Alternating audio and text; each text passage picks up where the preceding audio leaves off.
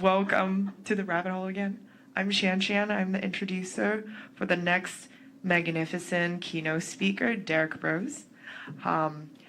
Who knows who he is? Oh, everybody knows him. And I saw some people have his bestseller book. What's the book's name? How to Opt Out of the Technocratic State. Yes. One of them. And I saw you reading another one. What's the other one? Conscious Resistance. That's right. I do not even need to introduce him. You guys all know him. He is an investigative journalist, filmmaker, author, and activist. And then the two underground bestseller book. And he is also the founder of the Freedom Cell Network and the People's Reset Movement, formerly known as the Greater Reset. So with that, I want to welcome Derrick to the stage and then share with you guys about how to exiting the matrix and building a better model. Welcome. Cool. Thank you for that intro. I have this water here. Thank you.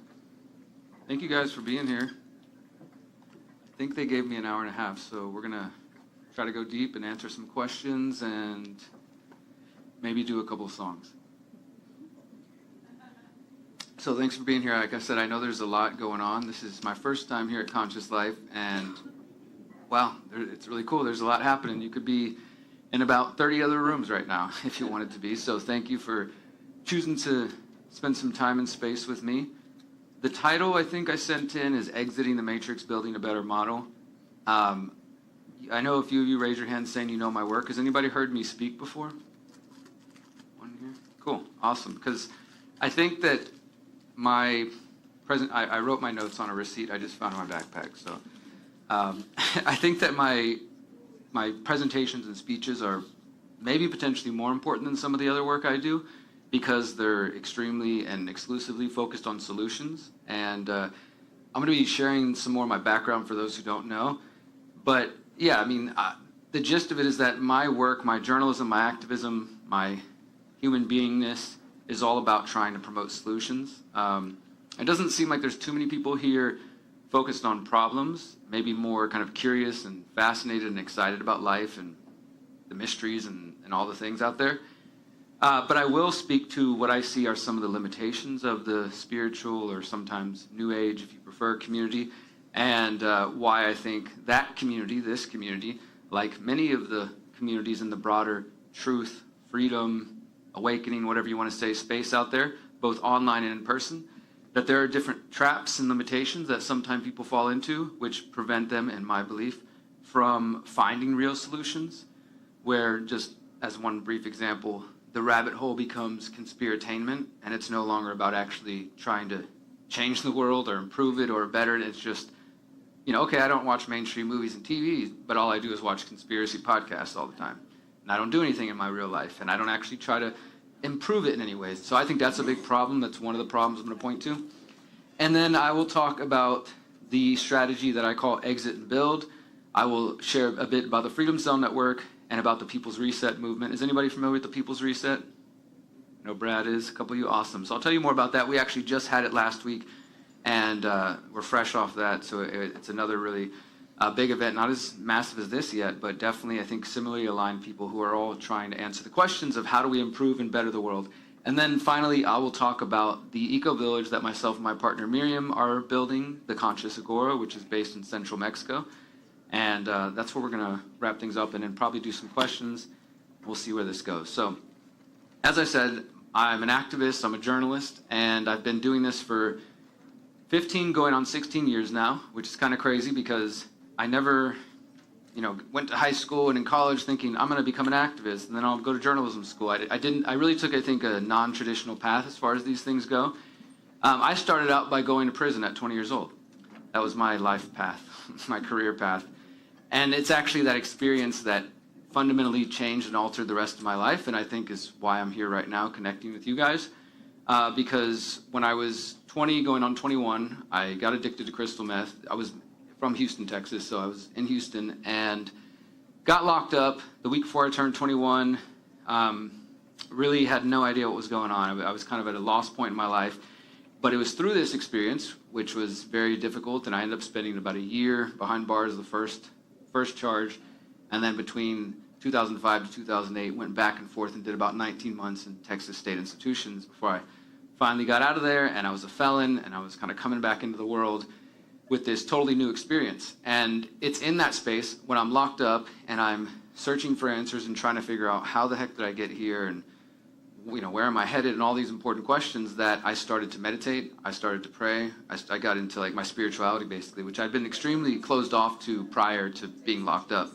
Then when I got locked up and, like I said, was just basically faced with the reality. I don't know if you guys have ever really felt powerless, like truly powerless. I don't mean kind of like a deep emotional pain or sadness or frustration. Even with those things, we can find ways to distract ourselves.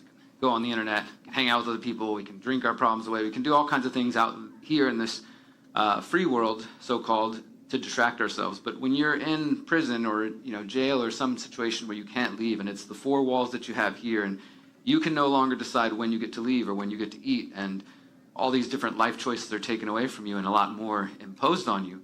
In that space of truly feeling powerless, I was able to really dig deep and find my power, and that's when I really started to do a lot of my healing work, and just like I said, going inside and meditating and praying. I was grateful to have a very big spiritual influence in my life through my grandma, both my grandmothers. But one of my grandmas started sending me books on prayer and on Zen Buddhism and things of this, and so it allowed me to kind of find that peace even within prison and start doing some of that healing work and looking, and I could see this kind of line going back a couple generations of my family, where I'd grown up visiting my father in prison for his drug addiction, and he had his own trauma, and I just could see this intergenerational trauma, and I really made a choice that I'm not going to follow that path. I'm not going to follow that family tradition. So that's really where my awakening began. Before I ever really even knew anything about conspiracies or government corruption or asking the bigger questions. I mean, generally speaking, I don't think I trusted any of the things I was being told, because as a young kid, I remember being elementary, and I was the weird one at the library checking out books on UFOs and Bigfoot and Loch Ness Monster and all kinds of stuff like that. I also watched the X-Files as a young kid, so I was definitely very much like, okay, the truth is out there, the government lies, stuff like that. But I didn't know anything deeper than that. So when I got locked up and I had this first awakening on a spiritual level, when I got out, as I said, I was now a felon. And so I'm in the city of Houston in Texas. I'm a felon. I can't get a job certain places. I can't get rented certain places. But I was also the happiest I'd ever been, because I'd just gone through this transformation. I think I probably felt happy for the first time at 23 years old, and just was really starting the beginning of a journey that continues today, to uncover that trauma and all those wounds and heal. And so, yeah, I got out, and I'm a felon. I am trying to find jobs. I'm having to go to the library every day because I'm applying for jobs. I didn't have, my own computers or phones or anything at that time. This is about 2008 going into 2009. And at the library, I read a library book all about the drug war, which I had just got out of prison for. And it really that was the first thing that kind of opened the door of this isn't the version of history, relating to the drug war that I was taught in high school or college or anywhere else. It was a really cool book just about the sociological and scientific and cultural impact of cannabis, and then the legal impact as well, and the history of the drug laws in America that are largely based around racism and money and trying to drive the hemp business out of business. And so that was just wow, okay, if this is some information I've never heard before, what else is out there? And it was just in that space that I think was just intended for me to go through that really hard time, coming out, feeling joy for the first time, experiencing some pretty low lows as a felon, and with facing a lot of obstacles, but also just with this joy and this excitement for what life could hold now. And in that space, I just started diving down the rabbit hole. I read, after that experience, I started reading certain books, watching certain documentaries. I heard Ron Paul speak in Houston around that time. This would have been 2010 or so.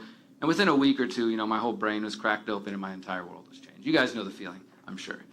And that was the beginning of my journey and my activism. And so I share all that to say that for the first couple years of my activism, I was doing the traditional activist things, going out, protesting, marches, rallies, documentary screenings, just passing out flyers, doing all the important kind of physical world stuff. And at the same time, I was continuing my spiritual journey after getting out of prison. So I started having this sort of double life where I had meditation circles and consciousness groups I was involved in, and we would do all of our activities. And then I had activist friends, and we would go do activist things. But every time I tried to bridge that gap, or like say like I invite one of my activist friends, like, hey, would you guys like to come with me? There's a conscious rave tonight, or there's a med mob or something. And they're like, what are you talking about, you crazy hippie? Like, just some weird sort of like, a lot of the activists I met at the time were atheists for one reason or another. Nothing against atheists, but they seemed to kind of lack an interest in the world beyond the five senses, let's say. But then at the same time, when I would be at my meditation circles and consciousness groups and we're doing our thing, and I'd say, hey guys, did you hear about this latest police shooting or this crazy government thing going on? They'd say, don't talk about it. You're gonna bring bad vibes, only good vibes here. Don't talk about the negative things, which I also do not believe. I believe in the power of prayer and meditation, but I don't think the solution is to stick our heads in the sand and say that some unknown entity, be that aliens or otherwise, are gonna come save the day, so we should do nothing. I think that's a big problem within this broader community. And so for the first couple years, I was like, all right, I got my activist friends and I got my spiritual friends. But then in 2013, after a couple years of really kind of doing that journey, I think I was listening to a speech from David Icke or something. It was one of those nights, though, when you're like up all night just watching YouTube videos and you can't stop. And in that space, the words, the phrase, the conscious resistance was whispered to me. And that's when I launched my website, which has now been around for about 11 years, called The Conscious Resistance. It's also the name of my book trilogy. And more specifically for me, that phrase, that term, the conscious resistance, it means the understanding, the reflection, the realization that the struggle for a more free, ethical, and just world are not going to come from only confronting the physical institutions of power. So by that I mean, by let's fight against the government, let's get rid of the corporations. Those are all important, but I think most people in this audience also understand there's a spiritual element to everything going on, right? Outside of this room, there's a lot of people who got one side of that thing, but maybe the other. Now, the problem more likely to run in this room or in this space is that people understand that there's a spiritual element and they try to ignore the physical element of it. They're only meditating, they're only prayer, they're only connecting to their light beings and angels, etc., and completely floating off physical 3D world and foundation all day long. And I think both of those are sort of problematic, to be too extreme in one of those areas. So for me, the conscious resistance is really the bringing together of those two realities, understanding that we do need to create change in the physical realm as well as ourselves, starting here. But there are things in the physical world that could be improved and that hopefully we want to improve. And at the same time, there's also this internal world, which I often term our internal tyrant, which is your own doubts, fears, insecurities, and limiting beliefs, which can hold you back and prevent you from being the best person that you're capable of being. And that I think that we all probably need right now. We probably all need the best version of ourselves to be able to make it through some of the things we're facing and get through the other side as whole, conscious people. So, does that make sense? Yes. Yeah, so that's what the conscious resistance is. So as I said, my website's theconsciousresistance.com. When I first launched it, it was really just a place for me to share my thoughts outside of the activist group that I had started. I was starting to kind of, I talk a lot and I was like, I need to have a space where I can just share my own ideas. But after a while, it evolved to be what we call the Conscious Resistance Network. And so you can download all my books on there. You can find my documentaries, podcasts, interviews on a wide range of topics that I've covered over the last 11 years, including everything from UFOs and aliens and meditation to my investigative journalism, which I do take very seriously, and that I, have worked very hard at building a reputation as a journalist and independent investigative journalist who doesn't promote hyperbole and sensationalism, which I think is another problem in the independent media out there, that space, I think everybody should have a voice, but there are a lot of people who say anything in the world that doesn't necessarily have any foundation in reality. Again, maybe a problem within this community, but people listen and people eat it up. For me, though, I pride myself on having articles, documentaries, books, etc., where you can see all my transcripts, all my resources, everything that I do. And if you're interested in that side of my work, because we're not going to focus on that, but if you are interested, I have a 17-part documentary series called The Pyramid of Power, and on Monday we're releasing the 16th episode. It's at thepyramidofpower.net. So you can watch all first 15 episodes and then the 16th one on Monday for free. I try to put as much of my content out there as free because it's meant to get out there and reach people. So just particularly on the Pyramid of Power, if you are a person who is well-researched, some of the information might not be new to you, at least until you get to the later chapters, but it is a tool that I created for you and for everybody out there to use as a way to wake up your friends and family. If you struggle to reach them by starting at 100 with your explanations of the world, and you want a way to kind of try to reach them at a ground level, the Pyramid of Power, every episode is aimed to be. We've succeeded for the most part, but the idea was episodes that are in 30 minutes or less, and that take the best information that's out there, including books and documentaries, as well as my own research on topics like the education system, the corporate media, big tech, going progressively deeper as we get up this pyramid. And then at the end of every episode ends with solutions and suggested reading and documentaries if you want to go deeper. So like I said, most of the episodes are 30 minutes or under, and I specifically made it in mind with how do we reach the Netflix generation and make this bingeable for somebody who gets sucked into episode 1 and 2 and 3, and then before you know it, their entire life's changed 4 hours later if they watch it all the way through. So yeah, we're almost done with it, and you can find it at thepyramidofpower.net. So that's, relates to a lot of the journalism and things I do, but eventually in my activism and after creating the Conscious Resistance, and I'll talk more about the Freedom Cell Network and the People's Reset in a bit, I started to recognize that, as I continue to see today, that way too many people are concerned about only the problems going on in our world, or as I said a few moments ago, kind of lost in this, there's something in our brain, at least maybe those of us here, or I'll speak for myself, there's something in my brain that excites me about digging and researching. That's why I find myself as an investigative journalist. But conspiracies, right? It tickles a certain part of our brain to and it's important to understand this, because if you want to understand your psychology and be stronger than that, you need to be aware of it. So I can find myself when I'm oh, somebody just shared something with me that tickles a certain part of my brain. I could spend 5 hours going down that rabbit hole, or I could get something productive done, or I could do both. There's time for both as long as you are able to manage your time. But I recognize that I can see, okay, this is a story about, let's just say, an important politician or a well-known politician. And there's a rumor connecting them to this other shady person, let's say Jeffrey Epstein. Something along those lines, right? And it's a thread, and it's if you pull it, there might be something there, might be nothing, but it's it gets us curious and excited, I gotta know what's on the other side of that door. And then we make podcasts about it, we write articles, we talk all about it, and it can be a fun thought experiment, and sometimes it does lead to greater truths, which is obviously what we're all after, right? The search for truth. But often, if not most of the time, this isn't a call to say don't research, don't question things, but just to be more aware, because often those searches don't end up anywhere. There's no end to the rabbit hole. You ever had that feeling? You just keep going, you're just damn, I have no idea what's going on now. I thought I knew something before that last rabbit hole, but now I'm totally lost. and like I said, it's fun, it's exciting, but my point here is that I think it's important for all of us as consumers, and I speak for myself, of articles, content, videos, podcasts, whatever you consume, documentaries, that having that conversation with yourself after a while, what am I getting out of this? I enjoy coming home and relaxing after working or doing different things and sitting down and watching a podcast that asks interesting questions and makes me think and question the world. But at the end of that day, at the end of the week, do you have anything to show for it? Maybe you have a little bit more knowledge, like I said, maybe some more confusion. But I think it's important that these conversations and these efforts to search for truth actually are tied to real world consequences. And that's what I try to focus on, is because I just see with my colleagues and friends out there that are doing good work, that are so exclusively focused on the problems or the sort of fun search for truth that it becomes disconnected from the day-to-day reality. In a way, I think that's also why maybe conspiracy culture, truthers, activists of this sort, freedom community, liberty community, whatever you want to say, health freedom, sometimes struggle to reach new people, because we can become so insular and we're just kind of focused on the fun search for truth, but it's disconnected from maybe the average person's reality who's I'm just trying to feed my kids today, or I'm just trying to make it through the week. So what does your weird conspiracy have to do with my reality? Not to say it doesn't connect to the reality, but I hope I'm making my point that sometimes the search for truth in itself, I think, can become a trap. I actually wrote about this in the Conscious Resistance trilogy. The chapter is called The Rabbit Hole Trap. You can find a version of it on theconsciousresistance.com.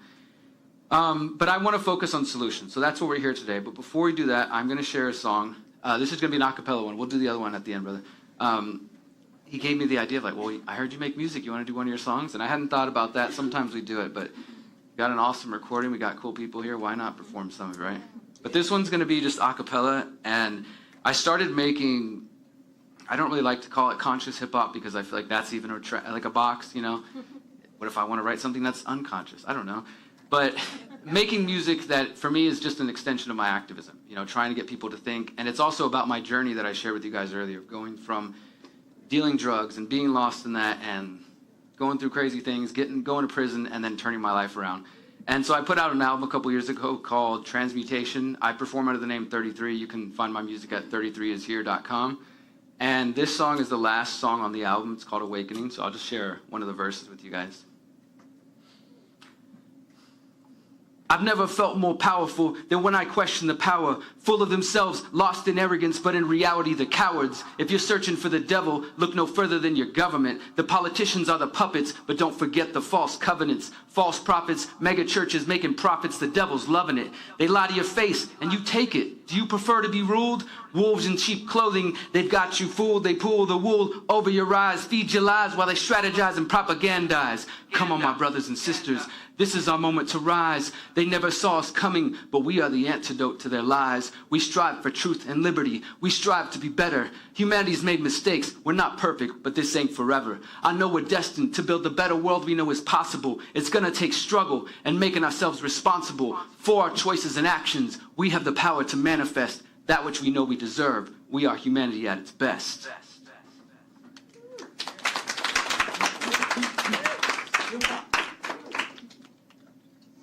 Might as well just mix it all together. The music and the ideas, right? It's all one and the same.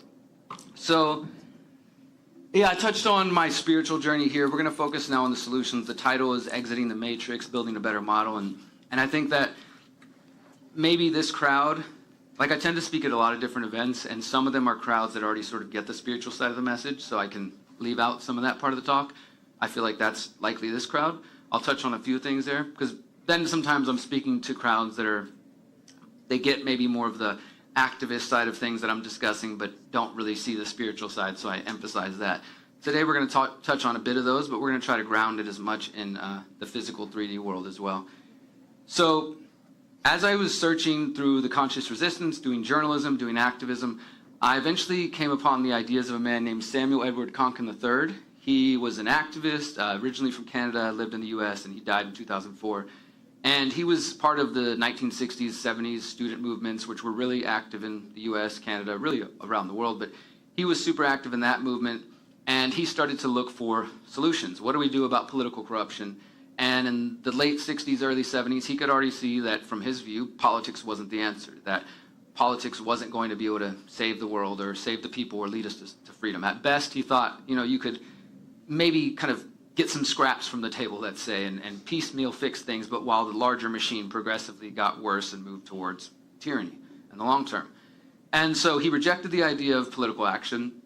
He also rejected the idea of violence, that he didn't think violence was moral or even a winning strategy, that, even if you got everybody with all the guns in the world and all the weapons in the world and tried to storm the Capitol or whatever, they're going to drone bomb you, you were outnumbered, you were already outgunned, etc. So he thought violence was immoral and ineffective. So he eliminated both those options, like voting, politics, violence. What else is he left with? Most people would say, then we're just apathetic, we're nihilistic, right? Who cares? Just give up. Right. Just try to, black pilled, as they say these days, right? But he also rejected that. He didn't think that, that it was a good idea, and I tend to follow that. I think that, in fact, every single one of us right here, no matter what country you're born in and what language you speak and what your color of skin or background, etc., that each of us have ancestors that went through blood, sweat, and tears to get us here in this moment, breathing, living, existing. And that for us, who consider ourselves conscious and awake, who see the many problems in the world, to say, you know what, I'm not going to do anything about them. I'm just going to leave it to the next generation, or I'm just going to trust that somebody else is going to save the day for me. There's the white hats out there. I don't need to actually do anything or whatever. To do that is to sell out your ancestors who had to go through all that to get you here in this present moment. But not only that, I believe, as I think Konkin did, that you're also selling out the coming generations, the people who aren't even born yet. But, in our indigenous communities, we talk about the 7th generation principle, and the idea being that we should live in a way that is going to benefit and empower not only those of us here who are living and existing, but the generations after us, your children, their children, et cetera, all the way up to the 7 generations and beyond. And I do apply that both forwards and backwards. Like I said, our ancestors going back 7 generations and beyond who had to do all sorts of struggles and hard work to get us here in this moment. And then those who are not even born yet, not even a seed of a thought of an idea yet, but are 100% dependent on us. The world that they are born into is going to, largely depend on the actions that we take or do not take. We can see the sort of bad looming potentials out there, and we have our theories about why they're happening or who's in charge and this and that. But at the end of the day, we can see the world is not working in a way many of us believe it should. And so to know that, even if we disagree on the details, but to know that and do nothing, I think is a failure on both fronts there, right? So if you reject apathy, if you reject politics and violence as an effective way to achieve a better society, then what else are you left with? Samuel Konkin believed that the answer was what he called counter-economics. His philosophy was called agorism. It comes from the Greek word agora for the marketplace. And essentially he thought that if we could remove the corporate state out of the way as much as possible, take them out of our interpersonal relationships, and focus on building counter-institutions outside of their control, that over time, this generational change, because real change won't happen overnight, it won't happen with a vote, it won't happen with just electing a president and all of a sudden your whole responsibility is over. That's the lie that we've been sold, that through violence or through force or through voting and government, we can somehow make our way to freedom. In reality, it changes, it grows person to person, heart by heart, mind to mind, and generations. So that's sometimes, I think, difficult for people to accept because we want change as immediately as possible, right? We want to see it now, and especially in our digital age of instant gratification, it's hard for some people to accept that they might work on a goal and not even see the outcomes of it in their lifetime. Like, that's pretty hard to think, oh, wow, I'm going to work on this goal, and I don't know if I'm actually ever going to get there by the time I expire from here, but the next generations will be better off for my efforts, and they'll pick it up and continue on, right? That's hard for some people because we want to see it right now. So I think that's the way that real change happens, and Konkin did as well. And so he thought if we were to start pulling out our financial, moral, and I would think emotional and spiritual support away from this matrix system and focus on the creation of parallel alternative systems outside of the control of the current grid, that over time, as they become weakened, because not only financially, economically, the Federal Reserve System, central banking, it's all unsustainable anyways. It will collapse at some point. They're going to continue to try to prop it up. But the more those of us who are forward-thinking and exit from those systems and build these counter-institutions, then we could eventually create something else. Not necessarily like, now we're the government and we're in charge, but the idea could generally be summed up as, instead of competing within the system, compete with the system itself. Compete directly with it, right? So, and he wrote a couple of books about this before he passed away. His name's Samuel Konkin Edward III. You can find his work out there. But my book, How to Opt Out of the Technocratic State, which we do have the books here today, is largely inspired by some of his ideas. And as I said, he died in 2004. And many of the things he predicted, namely that technology would play a role in helping people start to exit from these systems, as well as make those systems more and more invasive, have come true. He didn't live to see them. And so when I first learned about his ideas in about 2012, 2013, it really made sense with my life and my path, because as I shared with you guys my journey of getting out of prison, getting into activism, I was one of the few lucky ones that by the time it was the point in my life where I should be filing as an adult, no longer as a dependent under my mother after I got out of prison and stuff, filing with that 3-letter agency in the U.S., I woke up, and so I just never talked to them. And I continue to not talk to them. And so I didn't get into the systems in certain ways that maybe others have. So it sort of just naturally worked with what I was already like, oh, his ideas are about staying outside the system. I'm kind of already doing that. And so I've just dove further and further into that idea. And a little bit more specifically about his ideas, it was that if we could start with the economy by avoiding talking to the IRS when possible, by using cash when possible, by avoiding sales tax and all the different taxes when possible. So let's say like you go to a local farmer's market, or you're buying some fruits and veg from somebody at the stand on the street. For the most part, it may be different here in California, for the most part though, you're not paying taxes on those transactions, just two people voluntarily transacting and engaging with each other. And his idea was like, why should there be government involved in that? And not only is it immoral, but they have no place in that relationship. So he did focus largely on economics, and I tried to take the idea, and I've taken the idea further and applied a more holistic view to it, which is that if you take that idea of, okay, his counter-economy, which is what he called the counter-economic system, by using the black and gray markets, basically, again, avoiding taxes, avoiding regulations and fees, and taking as much of our energy away from that. Because I don't know if you guys are aware, but every single tax dollar that you are extorted for, involuntarily, I'm sure, much of it, a large portion of it, an increasing budget of it, goes towards bombing people in other countries. Currently, we could say Gaza and other places like that, right? So for me, those are things that are immoral that I don't really like to support. So I think you have a moral argument and other arguments to try to avoid those things when possible. So I take that idea further, though, and say, okay, well, what if we looked at our food system? We looked at our education system. The healthcare system is obviously something many people have started to question in the last few years. And taking your time, money, and energy away from those systems where possible, and creating and or supporting those who are able to create new alternative systems to that. And you guys may have seen this over the last few years. There's been people who've been trying to create sort of alternative new private charter jets to avoid having to deal with things like the TSA or vaccine requirements or mask requirements at the airport, stuff like that. There have been people who, actually I have a friend here at the event right now who unfortunately is giving a talk at the same time as me right now. And his name's Hakeem Anwar. I encourage you to look him up. His company's called The Above Phone. And we've been working together for years. He's also, we've worked together for a long time. And his company Above, they make Deagle privacy phones and laptops based on Linux, and they have privacy emails and other things. And the point is, he's somebody who's looking at the technological world and saying, hey, here's a problem. How can I help people exit from that system and support better companies? But you're not going to find those kind of companies when you go to the local electronics store. You're going to see Microsoft, Apple, Google, Amazon, the people who've already dominated and monopolized the market, right? So the idea, though, of Konkin, I take it holistically, and I call it exit and build. We're exiting from systems which are not in line with our values, for one, but also which in the long term will not lead to more liberty and privacy. In fact, will lead to slavery in the long term, technotronic slavery. I tend to call these systems just slavery systems. So exit and build is about looking at not only the economic system, and you say, well, I don't want my tax dollars to go to funding killing kids in other countries or funding all kinds of crazy things that we're learning about.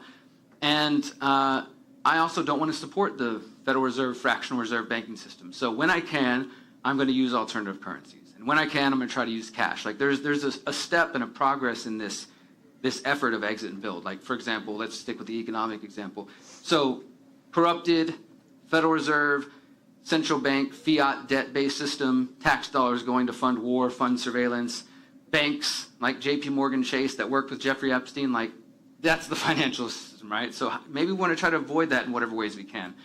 And one step would say, okay, I'm going to use cash where I can so that my transactions aren't tracked as much by the credit cards and things like that, and eventually CBDCs or stable coins. That's a step in the right direction, right? But at the same time, you're still using their money. You're still using the Federal Reserve System and all the things associated with that. So then, and you're also maybe still holding it in the bank, like a JP Morgan Chase Bank, Bank of America, the same banks that robbed the American people in 2008 and time again. Why would we want to support them? So then you move your money out of that and you put it into a local credit union. You're familiar with credit union, you tend to have more control. You actually are like kind of more of a member where sometimes you can vote on how they use your money in the community and things like that. Still technically part of the fractional reserve debt-based system, but at least now you're not supporting JP Morgan Chase, Bank of America. You've taken a step away from that system. And that's kind of how I view this, and whether you're talking about education, food, money, health, technology, like I was saying with my friend, your state of mind. Also, we have to exit from unsustainable and limiting belief systems and mindsets and build better ones, right? Is this making sense? Yeah. Making sense. So it's not a start here where you are today and then be out of the system totally free if that's what you choose by tomorrow. This is a process, and it does take time. And also, we're all going to have different destinations. What I'm describing to you, the way I personally live my life, is not easy, and I do write about it in my book, some of the limitations and the drawbacks of being a felon with no tax history, with no bank history, with no check slips to show. As far as they're concerned, I really don't exist in their world too much. I mean, I have a passport so I can travel, but try to go get a house, try to go rent, like you get a million questions that I personally can't answer, and then you throw felon on top of that, and it's even more difficult. And it's been 20 years since the felony, but still, trust me, everybody still judges you for it. So I'm not saying that this is like easy, but for me personally, in an attempt to live more in line with my values and to avoid and be outside of what I call the technocratic state, which is clearly coming into view. And if you haven't become aware of this ideology of the philosophy of technocracy, I do encourage you to go watch some of my documentaries, which you can see for free. Also, as I mentioned, my books are for sale here, but you can download the entire thing for free. It's at theconsciousresistance.com/how-to. The book is called How to Opt Out of the Technocratic State, and it goes much deeper than I'm going to go today. There's also a free audiobook on there. It's available in English, Spanish, French, and German. So the information's there if you want to go deeper, but I want to share a few more examples, and we're going to talk about the Freedom Cell Network, People's Reset, and then my land project called the Conscious Agora. How's everybody doing? Good. Yep. And how am I on time? Because I want to make sure if there's any questions. I think I'm good, right? I got 40 minutes, something like that. Cool. Yeah, you have until you have 40 minutes. Awesome, thank you. Cool. So, exit and build. Would you guys like a few more examples of exit and build? I mean, I was mainly focused on the economic side, but I can go into some other areas if that'll be useful. So let's continue with the technological one. Like I said, my buddy Hakeem, he has a company. He's trying to like this is his specialty. I'm not a technologist. I'm not a software developer. I'm not a coder. I'm totally out of my depth when it comes to that stuff. But I use my platform to say, hey, friends, or anybody who pays attention to me, here's somebody focused on solutions in this area. That's what I do a lot. That's like through traveling and doing events like this and networking, meeting other people. I try to use my platform and as a journalist to interview people who and say, hey guys, look, this person's working on the solution for food, for healthcare, for educating the children outside of the brainwashing, etc., and providing examples to that. And so Hakeem fits perfectly into the tech side of that. So tech side, what are the problems associated with that? And you can feel free to shout out here. What are some of the issues associated with our beautiful digital world that we're moving into more and more every day? Security. Surveillance is the obvious one. Somebody said security. AI. Right, so I think we generally understand like it's related to privacy, and in the bigger picture, it's related to freedom.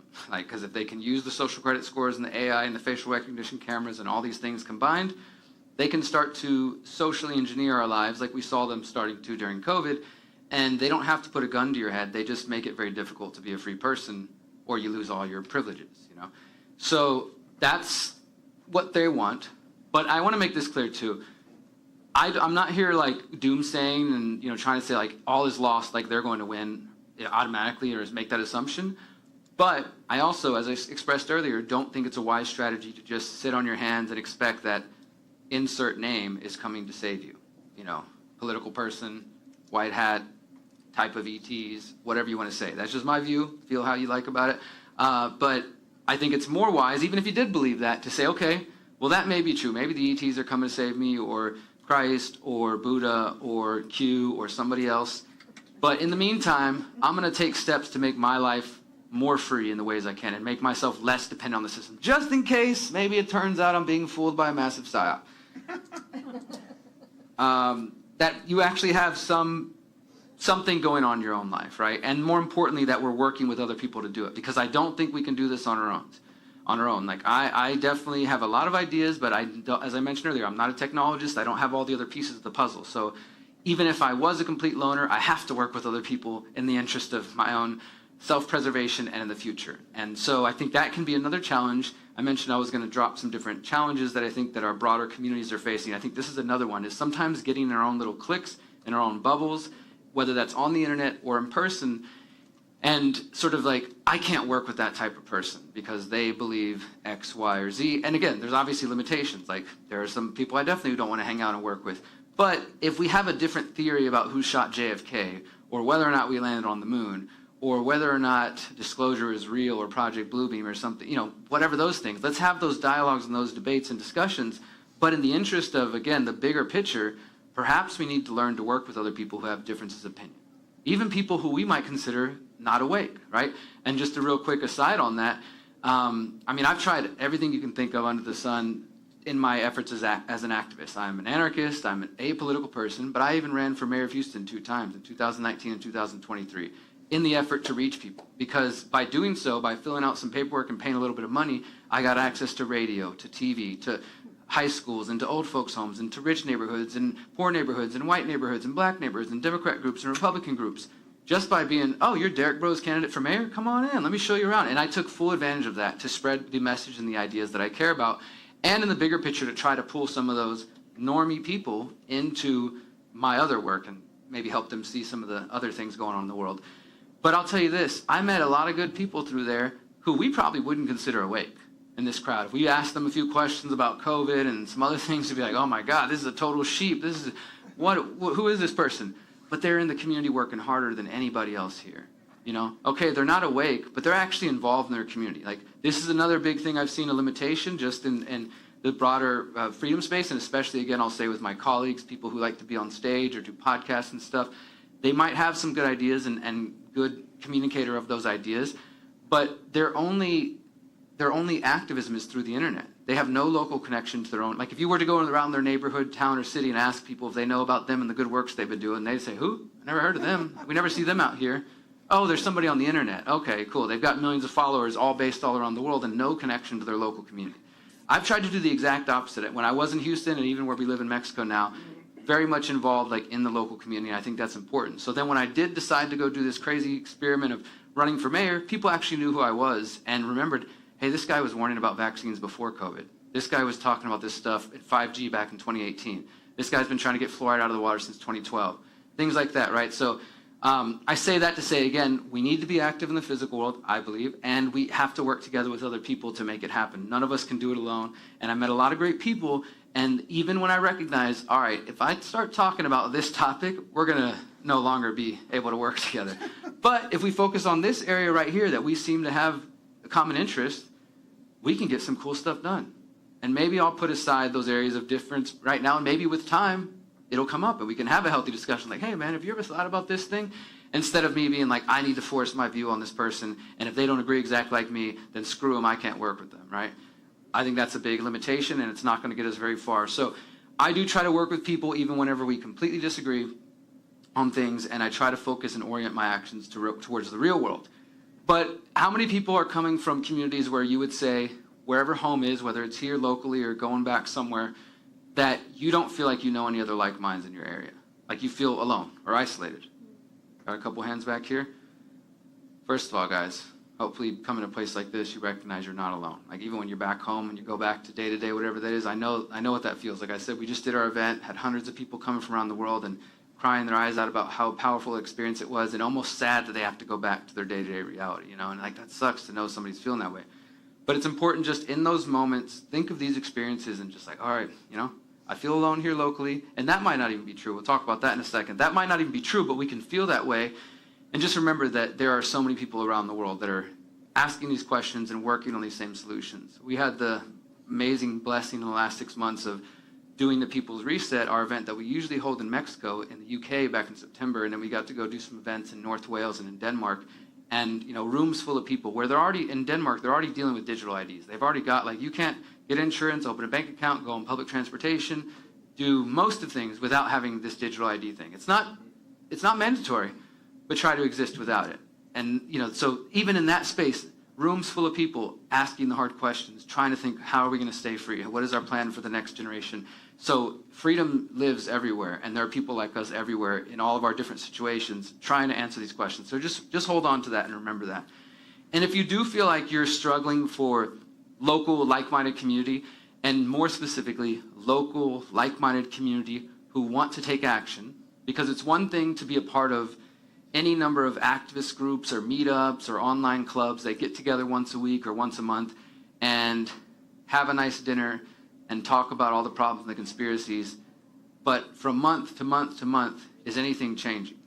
Are you doing anything? You know, how many people have been part of those activist groups? Like you just meet up and get together, and again, there's cool people there, good conversations, but there's nothing happening. And after a while, people stop coming.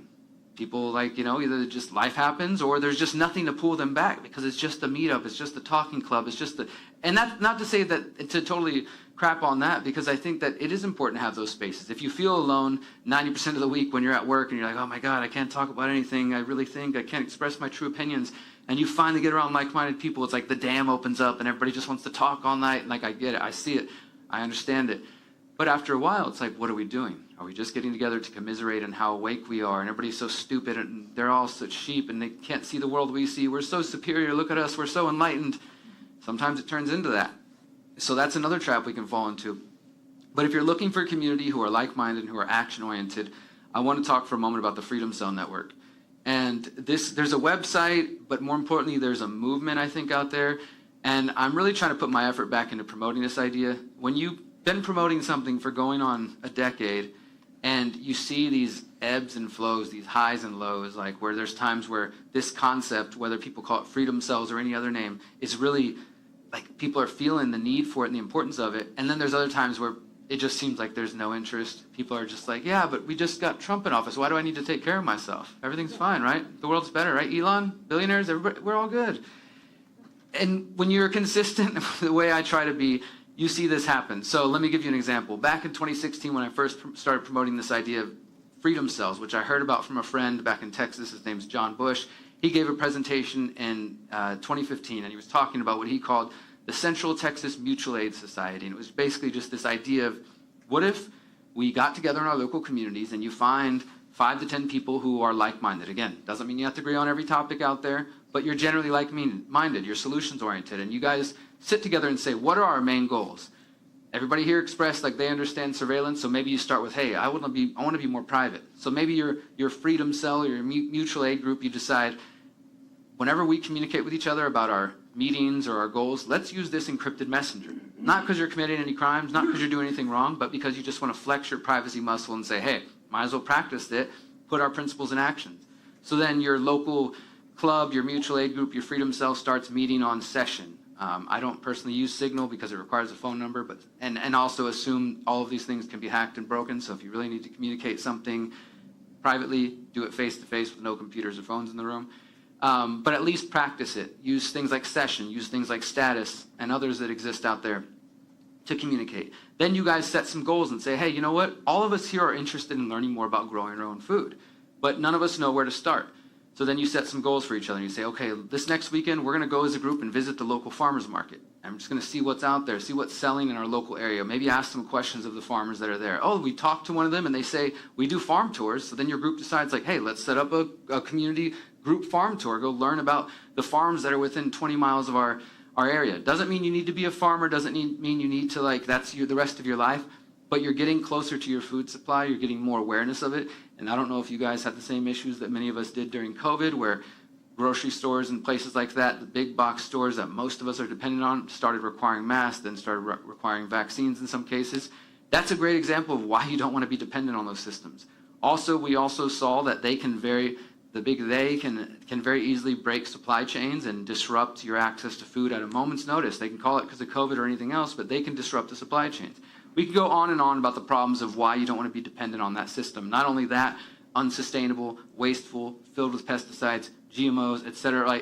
And then why not get as local as possible? So we know the problems, but you want to focus on, as a group, our goal is to get closer to our food supply. So you do a community farm tour.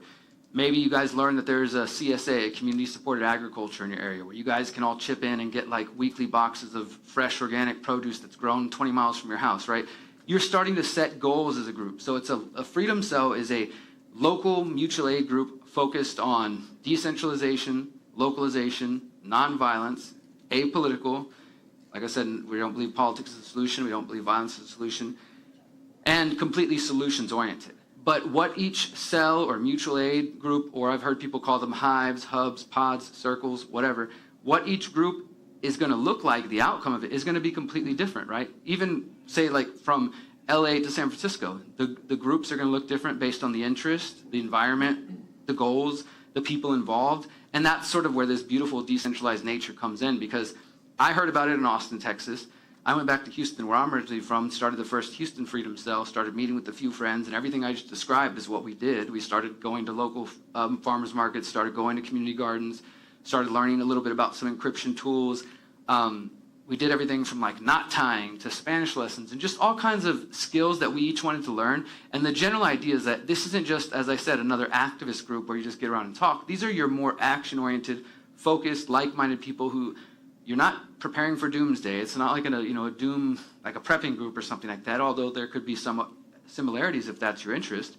But it's about creating that local independent community. And so as I'm doing it in Houston, and they're doing it in Austin, and people are doing it here in LA, then as it starts to grow, and it's happening in India and Australia and elsewhere, the idea is that over time, these groups get more and more networked, right? So you have we started with one Freedom Cell in Houston. Houston's a big spread out city, so over time we start to realize, hey, some of us are coming from the north side every other week for these meetings. Why don't we create the North Houston Freedom Cell? We'll meet on a weekly basis, then on a monthly basis, all the local groups get together for a big meetup. We have a potluck or something. We discuss, hey, what are you guys working on? Hey, what are you guys working on? Let's share ideas. Let's share resources and skills. I've seen this idea in action. Like I said, I've been promoting this in 2016, and I talked about the ebbs and flows. The first couple years, I was getting invites on podcasts. I was doing it in Houston. It was starting to okay, people are hearing about this idea. But it took COVID-1984, what I call the gift that never stops giving, to really get this idea to rocket into existence. So the website's freedomcells.org, freedom, cells.org. And I'll explain that real quick, because some people are like, cells, oh my God, I don't want to be in a prison cell. This is a psyop. You guys must be CIA agents. I've heard it all. But I'll just tell you guys a part of where that name comes from. The way I've always interpreted it is that each cell or group or hub or circle or whatever, again, the name, call it what you like, is independent, is beautiful and unique and powerful on its own, but also like the cells in our body, each of them performing all these individual tasks and kind of running on their own, but then collectively they're part of this larger organism that is us. And I kind of see each of the groups like that. Like you got a group here. They're all separate. They don't even know each other exist for the most part. But over time, as we get more organized, and I believe that started to happen, we are a part of this larger network. And this goes back to my original idea about the solutions being to build parallel systems. I believe the freedom cells, the hubs, whatever you want to call them, are starting to lay the foundation for what will in the long term become trade routes, will become alternative food production systems and food distribution systems. Like, it's a big vision and it will take time, but I do believe that's what's starting to happen. And it's happening out of necessity because, as I mentioned, COVID-1984 came around, and all of a sudden a lot of people realized, oh my God, maybe I do need to know my neighbors. Maybe I do need to have like-minded people around me. But then when they started telling them, don't gather in groups of more than 5 or 10 or whatever the crazy rules they were coming up with, people were using our website to find each other. So the main thing is freedomcells.org. It looks like a social network. I encourage you to read like the front page and everything and learn more. And it acts like it, but it's not intended to be. The main reason for it existing is to help people find others. Like I said earlier, for people who feel like alone or you don't know any like-minded people, the idea is you go to freedomcells.org, you create a free account, put what your interests are, what your skills are. We have spaces for that. And the reason for that is so that people can search. You can search like, let me go to the member map. Help me find people who are interested in permaculture in 20 miles where I live, right? We don't encourage you to use your home address. We're not asking for your home address, but maybe put the park near where you're at or something like that. We don't even ask for your real name or real email, but because some people get stuck on there like, oh my God, it's a psyop to give them all our addresses and they're going to show up at our houses. And sometimes we let our paranoia go wild, and that allows you to not take any action. Because you're like, you could think of a million bad things that, what if this thing could happen and this thing could happen, and meanwhile you're doing nothing, right? And they've already won. So don't use your home address, put a park nearby, search and say, yeah, show me all the people who are interested in fermenting or just whatever the different things you might be interested in. And it'll show you the people there. Then you can go to their profiles and check them out. Hey, this person looks cool. Oh my God, they're literally within 5 minutes of me. Let me message them. And then, so we have the member map and the cell map that show me all the groups within 10 miles, 20 miles, etc. So back to the ebbs and flows. Pre-COVID, there was scattered groups here and there around. We saw some people really taking the idea off in Australia, mainly during COVID, because you guys might remember, Australia was one of the worst places in the world. And so there was very active freedom cells out there where literally, I think it was Melbourne, where the governor or the mayor out there, he had what they called the iron ring around the city. And they like literally locked down everything. And these guys, this Melbourne Freedom Cell, were sneaking past the checkpoint and going and like hiking and camping out in the hills or whatever outside the city and doing like, not prepping, but just like primitive skills, you could say, and camping, but also just like getting the heck out. And it was sort of a way of them to protest of like, hey, we can get past this barrier even when they're trying to totally lock us down. But it allowed them to find people when they weren't able to go out. And so when Miriam and I, we did a tour in the middle of COVID in spring 2021 in the U.S. and in Mexico, spring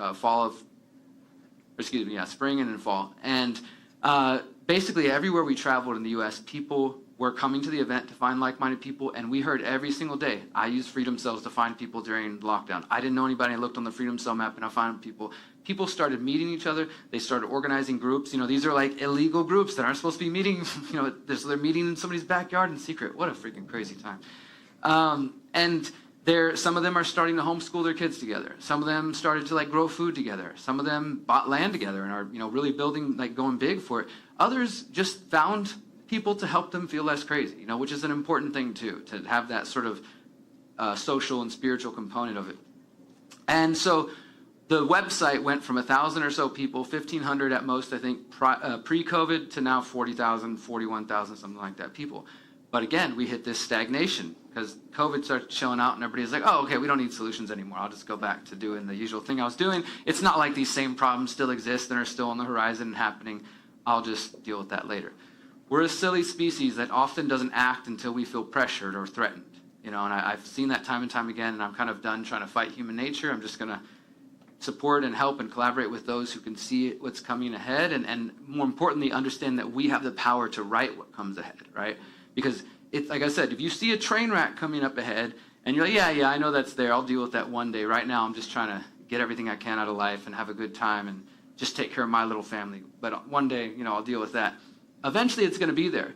You could be proactive. You could be forward-thinking and say, rather than just sitting here on this train headed straight towards disaster, I'm going to figure out, is there another track out there? Is there another path I could, pursue? So again, back to being forward-thinking, proactive. Freedom cells were a big part of that.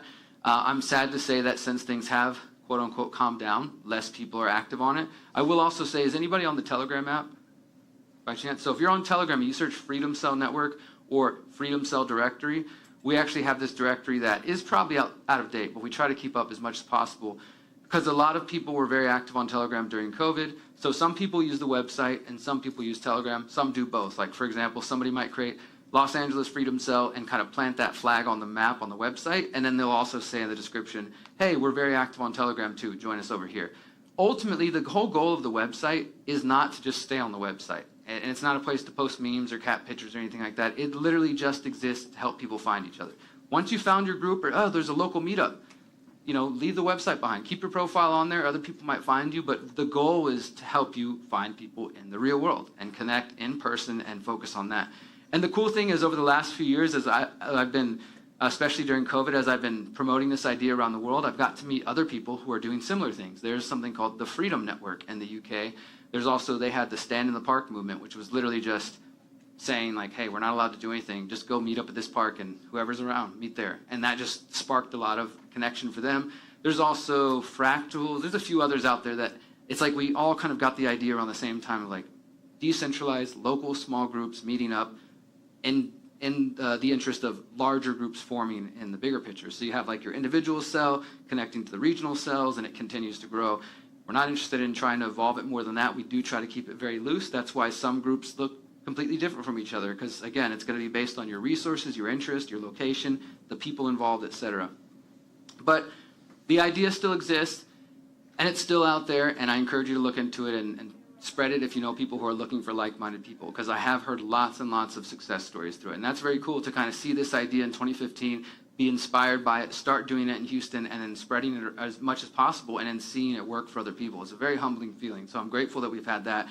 And the Freedom Cell Network, that idea, myself and my friend John, the people who founded this, that evolved into the next couple of things I'm going to mention as we wrap up here. Because again, my talk's about exiting this matrix, building a better model. So these last two things I want to mention about that are the People's Reset and the Conscious Agora.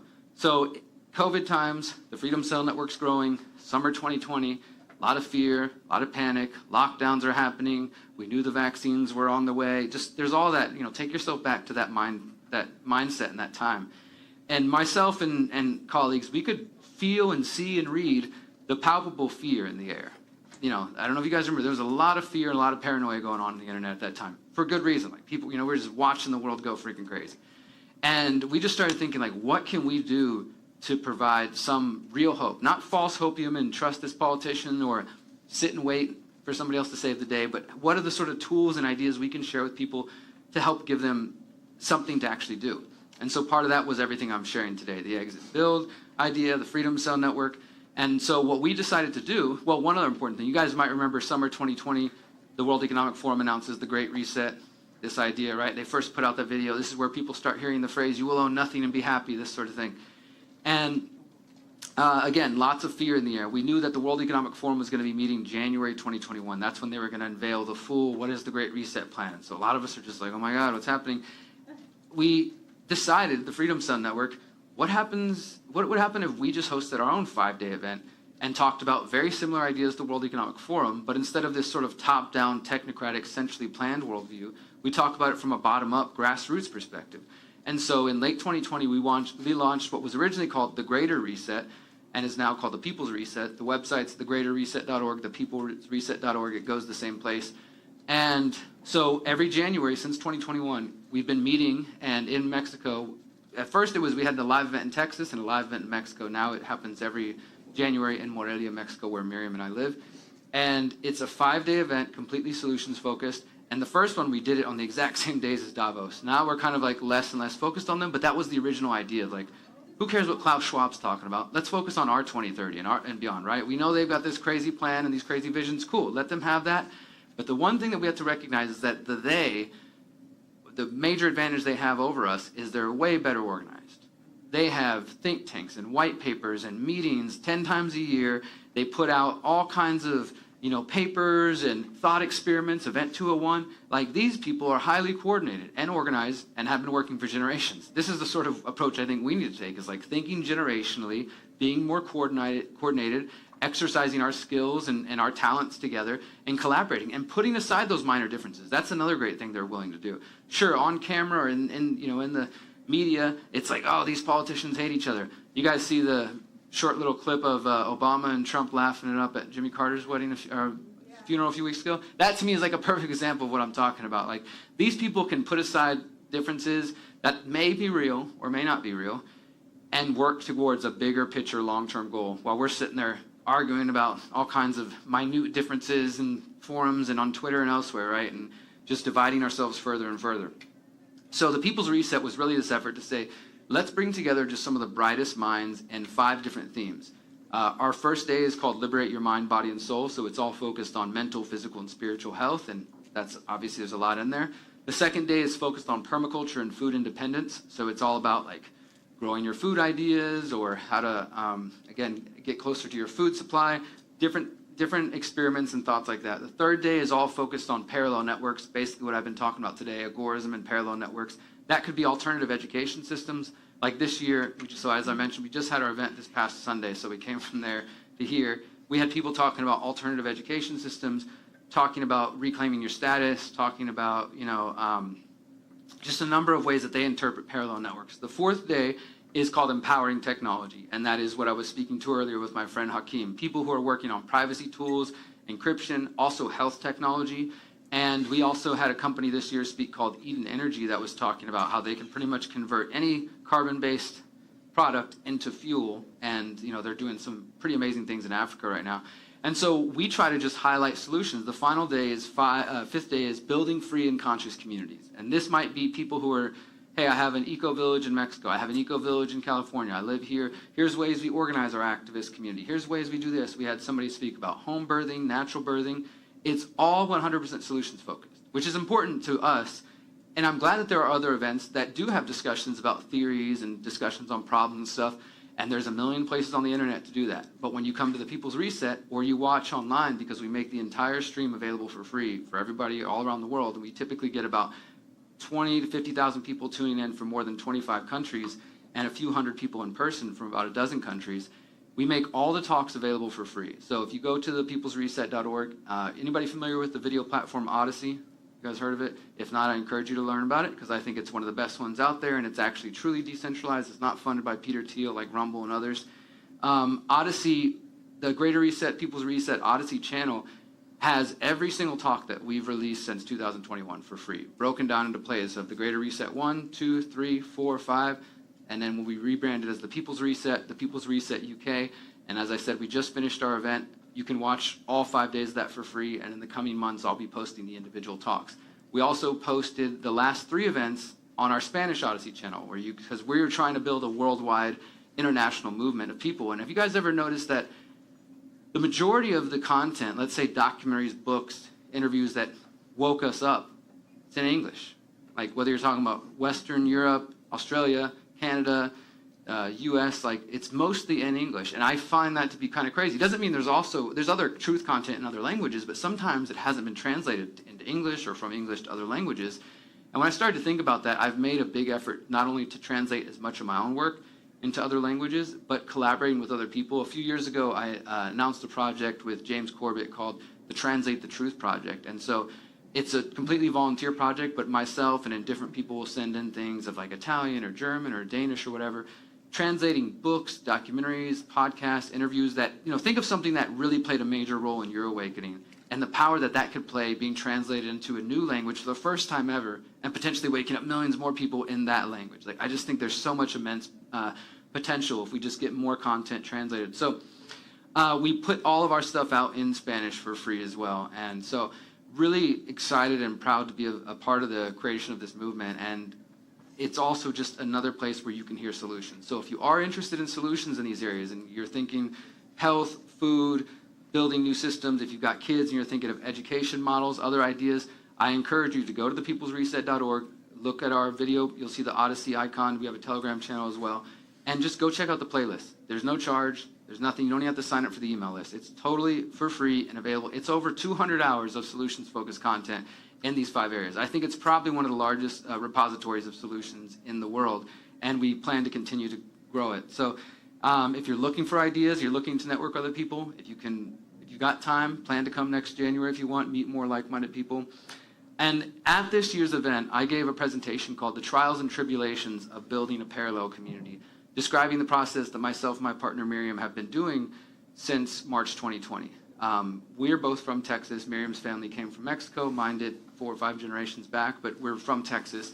And we started to visit Mexico about 8 years ago for different reasons, travel, events, stuff like that. And we realized that at some point we wanted to move to Mexico. We didn't really have a plan of when or where. It was just like, yeah, it'd be nice. One day we'll maybe move down here, because her grandfather was out there and we'd go visit and such. March 2020 happens. Well, actually, January 2020, February 2020, we were coming back from our annual Mexico trip. We got back to the U.S. just in time to see the toilet paper disappearing. And I was telling Miriam, I was like, I think something is going on. And I was already kind of starting to report on COVID in early 2020. And the interesting thing is, the first version of my book, How to Opt Out of the Technocratic State, I wrote it in late 2019. And it's partially a warning, as well as obviously, as the title implies, a how-to, all about these solutions I've been sharing with you guys. But I was writing in late 2019 as a journalist who has been following facial recognition, who's been following the rise of the surveillance state. And there are many, many people way more educated and informed than me, specifically like digital attorneys and privacy activists, who have been warning for years about the dangers of the rollout of facial recognition and the combination of that with AI and with social credit scores. And so in 2019, when I was writing this book, it was, as I said, partially a warning and partially like, hey guys, maybe we need to figure out what we're going to do here before it gets too late. And we published it January 2020. So a lot of the things I wrote in the book, I didn't predict them or anything like that, but COVID sort of sped them up. And so my book got a little outdated pretty quick. So I wrote a second update to it in 2022, including 6 new chapters that were all about everything we learned and saw during COVID and how to think about what's coming next. And as I mentioned earlier, guys, you can download the book for free at theconsciousresistance.com/how-to. And I think we're going to sit outside this at this table afterwards and have some of them there. But as we moved to Mexico in March 2020, it just felt like it was the right move. Once they started talking about shutting down the borders, we decided, let's go visit your grandpa in Mexico and just kind of watch from a distance. For us, it ended up being the right move because Mexico was the only country in the end in the world that did not require vaccinations, quarantine requirements, or mask requirements or test requirements to enter the country at all. Some parts of the country were more aggressive than others, but as a whole, like to enter the country, you never had any of those games to play. And I heard a rumor that because the Mexican system's not so digitized that the documents are easily forged. It's just a rumor I heard. So we ended up in Mexico in March 2020 and stayed there and live there now. And so we, as I said, we do the People's Reset every January. It's become our home base. But also we knew that we wanted to create a community, an eco-village, to be like an example of all these ideas that I'm sharing with you guys. Because I'm a person that is a doer, not just a talker. I want to be able to actually, if I'm going to share an idea with you, I want to actually speak from my own experience and say, hey, look, this is something I tried on my own. Whether I failed or succeed is another story, but this is something I can speak directly from experience. So I don't want to talk to you guys about, let's build the new earth, build the new model, exit the matrix, if I'm not living it, right? So we've been searching for land the last few years, and we finally found the property, and actually as of 2 weeks ago, we paid it off, and now we have this property. It's 23 acres in central Mexico. The project is called the Conscious Agora. The website's theconsciousagora.com. Just a super basic website right now, but if you're interested in learning more. And it's largely based around the principles I've been sharing with you guys today. Individual liberty, self-ownership, using permaculture, and then mindfulness, trying to continue to grow as a person. We want to be off-grid. We want to, a lot of my content journalistically is going to switch very soon to documenting this process of us building our own home and working with other people. And we've got a growing community. We have 5 households now. We have like 8 families we're in the vetting process right now and getting to know. Our goal is to have a little village of 8 to 10 families, at least to start with, and to be able to host events and to be able to host like everything I just described about this exit and build philosophy. This is going to be like a testing ground for it. Like, let's have people over for workshops, for retreats, and let's build something together. Let's teach some skills. Let's do some meditation. Let's do some prayer. Like all the different elements and pieces of that puzzle.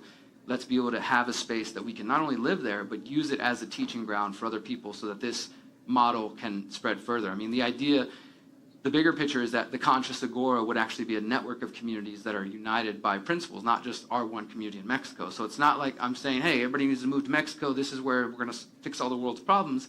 Instead saying, what if we started focusing on building local freedom cells, mutual aid groups, hubs, hives, whatever you want to call them, on this local level, focusing on building the parallel systems of the future rather than wasting time, energy, and money into politics or violence or just being apathetic, and instead thinking of those past generations and our ancestors and thinking of the coming 7 generations and bringing that strength. Because I don't know if you guys all recognize my beautiful brothers and sisters, but you have the strength of your ancestors with you. Like, they're walking with you every single day.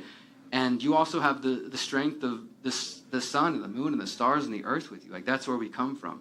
There's a lot of power in that. And this system wants us to believe that the only power is in the digital world, that that's the real strength, the AI, etc. Not to say that AI can't be a tool for good if it's in the right hands. But ultimately, they would like us to believe that this vessel here, it's old, it's useless, it's out of date, and it's time to upgrade for the new model, the AI transhuman technocratic model, right? We can be more than that. We can get rid of death. We can get rid of disease.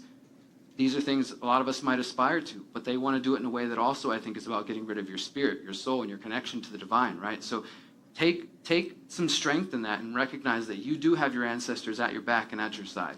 And you also have the responsibility of caring for the coming 7 generations. And it's up to you whether you choose to accept that responsibility or not. But I think that's something that each of us are called to task to do.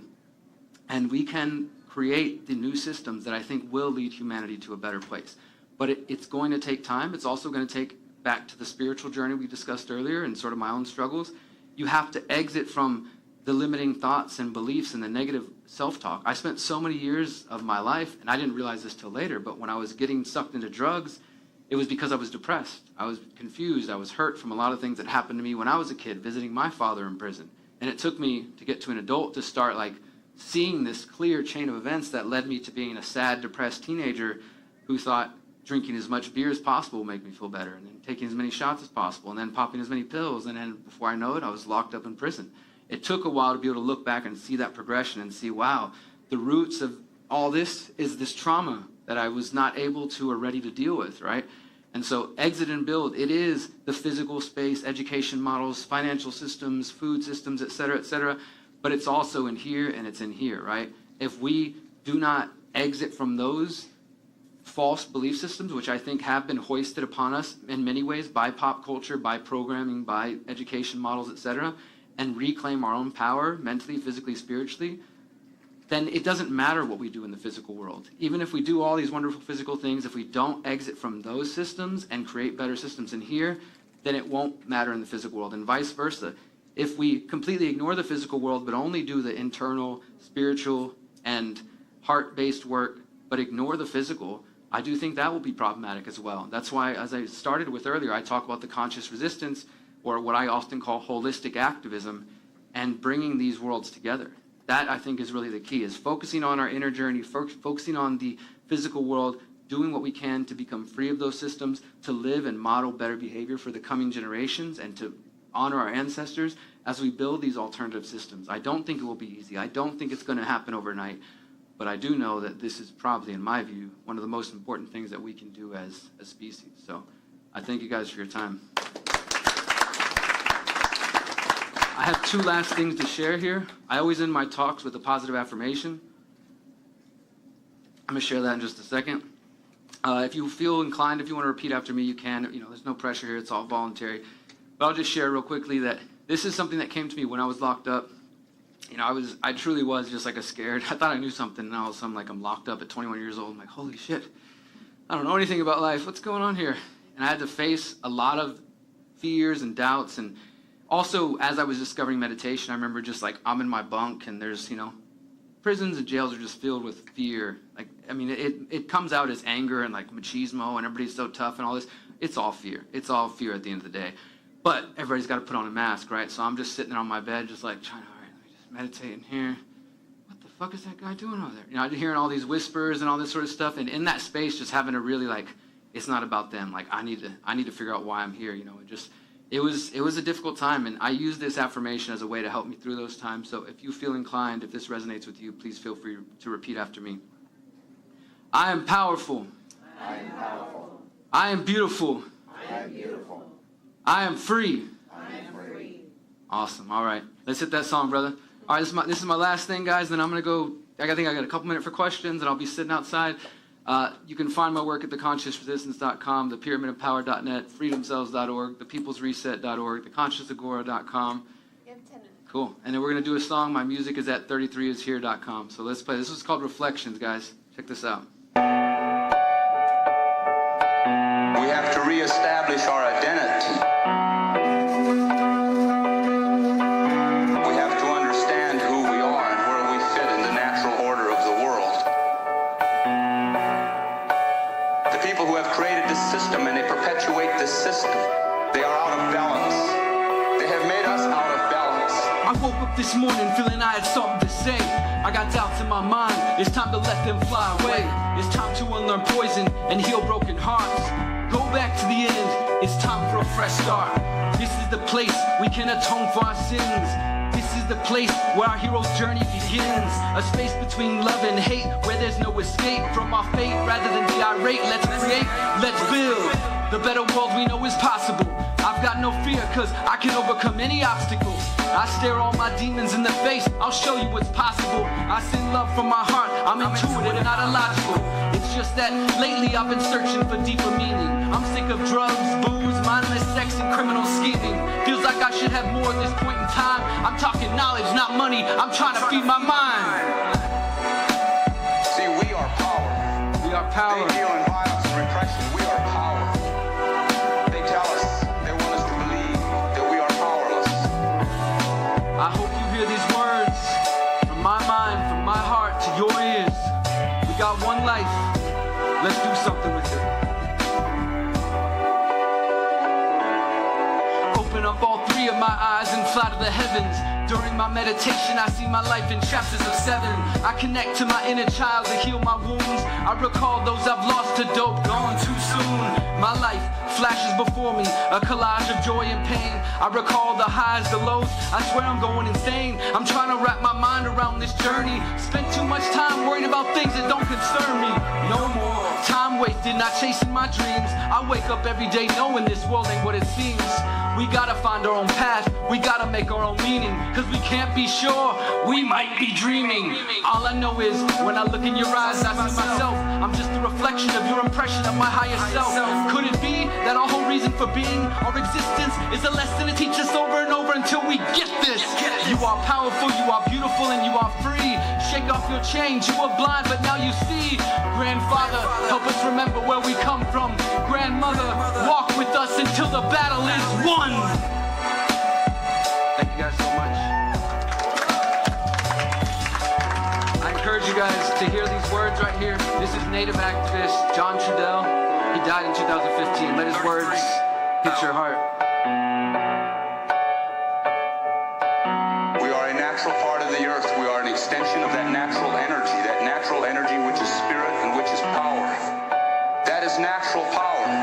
And just as it takes millions and billions of elements to make a blizzard to happen, or to make the earthquake, to make the earth to move, then it's going to take millions and billions of us.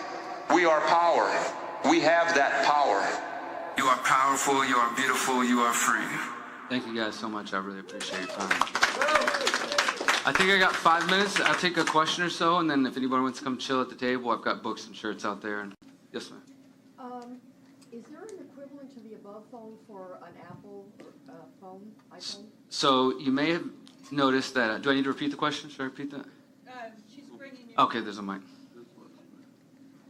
Yeah, I was asking if there is an equivalent to the above phone for an Apple For or an an Apple? iPhone. Okay, so one thing you guys, the answer is no. And one thing you guys may notice with because it's starting to be a trend of privacy phones, and the only one I can personally speak for is above phone, just to make that clear. There definitely are a lot of scams out there, and there's some shady people involved in alleged privacy phones, namely Eric Prince, who's a former Blackwater military contractor. If you see any truth pages promoting that, I would be very weary of that.